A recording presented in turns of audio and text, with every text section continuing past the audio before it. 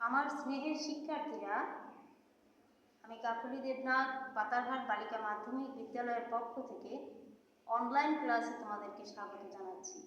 কেমন আছো তোমরা? ভালো আছো তো? তোমরা ভালো থাকো, এটাই আমরা সব সময় কামনা করি। আজকে আমি নবম দশমের ভূগোল থেকে তোমাদের মানচিত্র মানে অঙ্কন, পঠন এ ব্যাপার নিয়ে আলোচনা করব। একটা চিত্রের দিকে লক্ষ্য করো। এখানে আমরা দেখতে পাচ্ছি কি একটি গ্রামের নকশা। একটি গ্রামের নকশা মানে একটা গ্রামের মধ্যে অনেক কিছু বিদ্যমান থাকে। মূল পরিচিতি হচ্ছে একটা গ্রামের উত্তর, দক্ষিণ, পূর্ব, পশ্চিম এই অংশগুলো থাকে।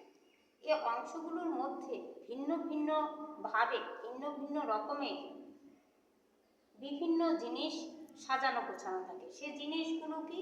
এখানে দেখো, একটু খেয়াল করে। একটি গ্রামের নকশা আমরা দেখতে পাচ্ছি উত্তর কোথায়, সেই উত্তর পাড়া, দক্ষিণ পাড়া, এখানে আছে পূর্ব পাড়া, পশ্চিম পাড়া।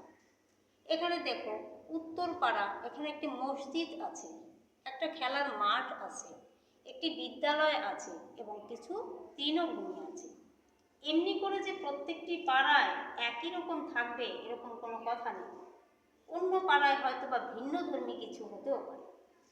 আমরা আবার এখানে দেখি পূর্ব পাড়াটা একটু দেখি। এখানে আছে দেখো খেয়াঘাট, তাহলে বোঝা যাচ্ছে সেখানে কিছু নদী আছে বা খাল আছে, বাজার, রেল স্টেশন, তারপর জলাভূমি। এমনি করে দক্ষিণ পাড়া, তারপর এখানে আছে পশ্চিম পাড়া। পশ্চিম পাড়ায় কি আছে দেখো, মহাজন বাড়ি, তার কাছে আছে একটা মসজিদ। জেলে পাড়া, সেখানে আছে একটা মন্দির, তারপর ইত্যাদি ইত্যাদি। এই যে ছবিটা আমরা দেখতে পেলাম, এই ছবিটা হচ্ছে একটা ক্ষুদ্র পরিসর। তার মানে আমরা যে বিষয়টি নিয়ে আলোচনা করব, মানচিত্র পঠন ও ব্যবহার, map reading and it's uses, তৃতীয় অধ্যায় ভূগোলের। একজন ভূগোলবিদের জন্য মানচিত্র একটি অতি প্রয়োজনীয় উপকরণ।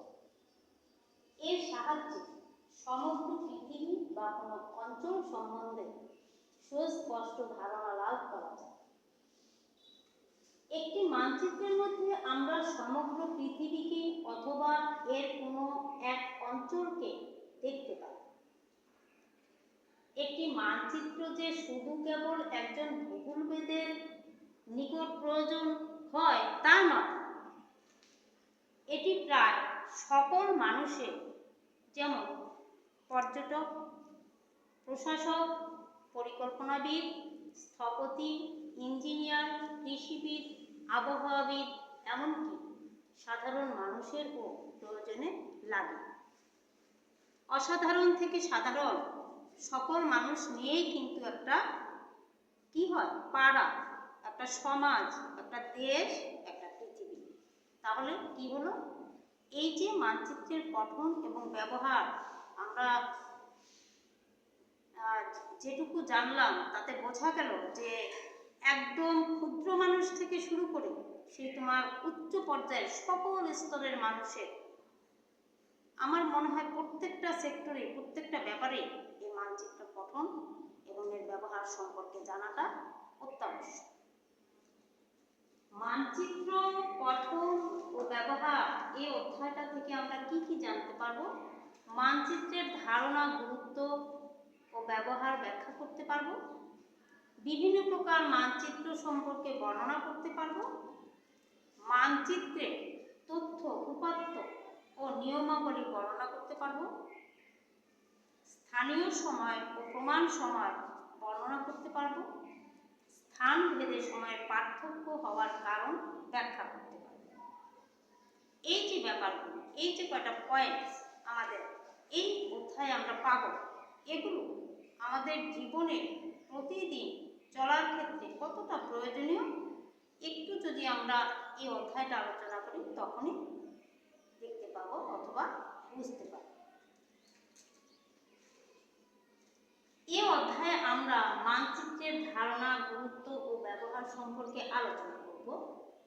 মানচিত্র হলো একটি ড্রয়িং বা রেখাঙ্কন যা ভূপৃষ্ঠের কোনো ছোট বা বৃহৎ অঞ্চলকে উপস্থাপন করে।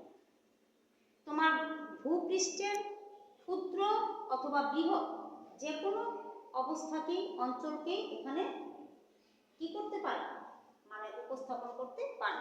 তার প্রত্যক্ষ প্রমাণ হচ্ছে আমাদের এই গ্রামের নকশা।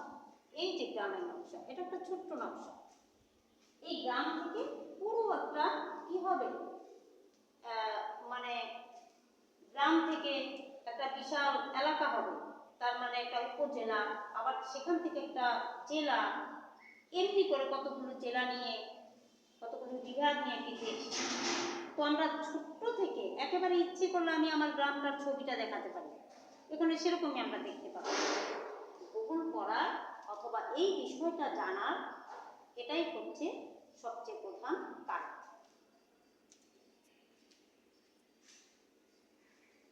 একটি মানচিত্রে একটি দেশের ভূপ্রকৃতি, জলবায়ু, উদ্ভিদ, মাটি, পানি এরকম অনেক কিছু সম্পর্কে ধারণা করে। এই যে ম্যাপ, এই জিনিসটাকে কি বলে, ম্যাপ বা মানচিত্র। এটাও কিন্তু একটা ছোট্ট মানচিত্র, যে একটা গ্রামের একটা পাড়া, এমনি করে আমার বাংলাদেশের একটা মানচিত্র আছে। মানচিত্র এই কথাটা পৃথিবীর এমন কোনো দেশে নেই যে এই শব্দটা না ব্যবহৃত হয়, শব্দটা না লাগে। মানচিত্র হচ্ছে তার নিজস্ব ভূমির পরিসর। ইংরেজি ম্যাপ শব্দের বাংলা প্রতিশব্দ হচ্ছে মানচিত্র। ল্যাটিন শব্দ মাপা থেকে ম্যাপ শব্দটি এসেছে।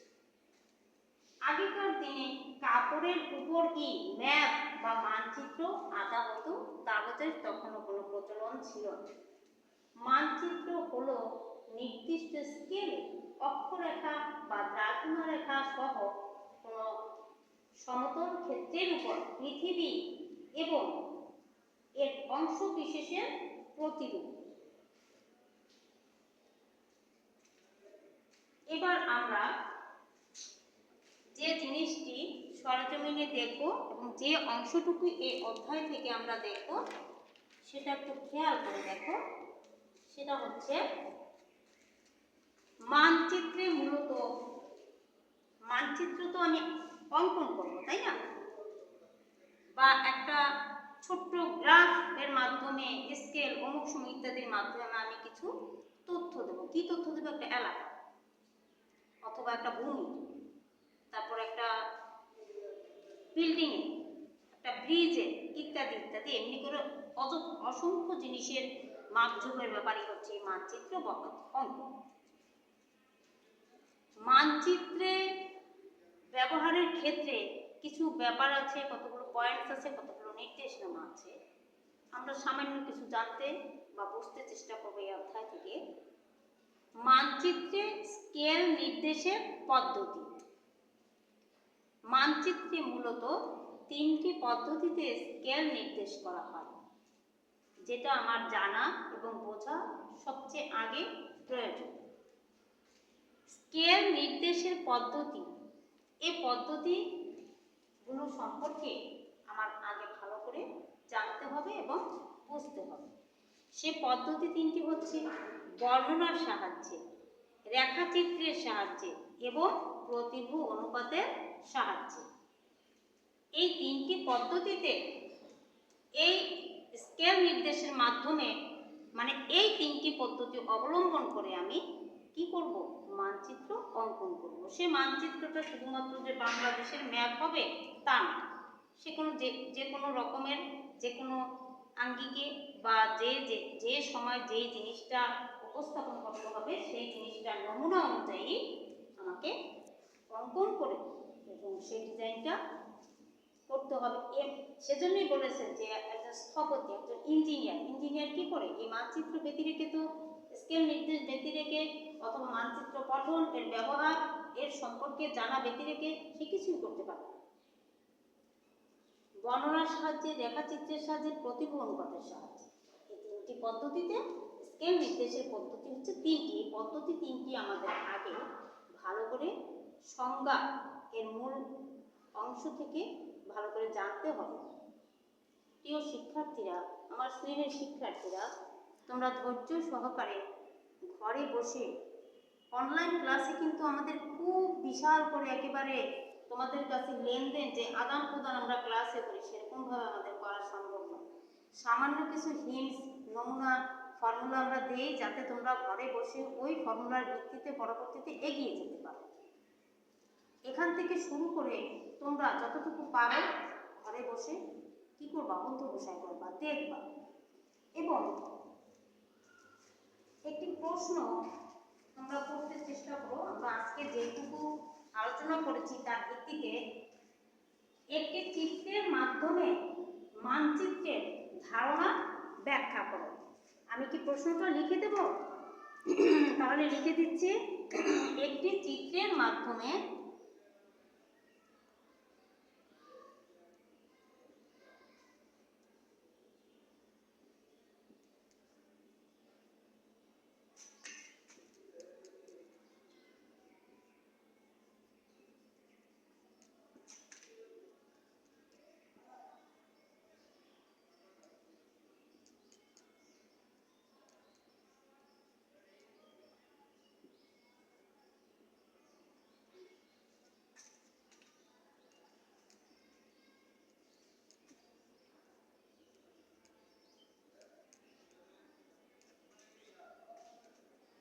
একটি চিত্রের মাধ্যমে মানচিত্রের ধারণা ব্যাখ্যা করো।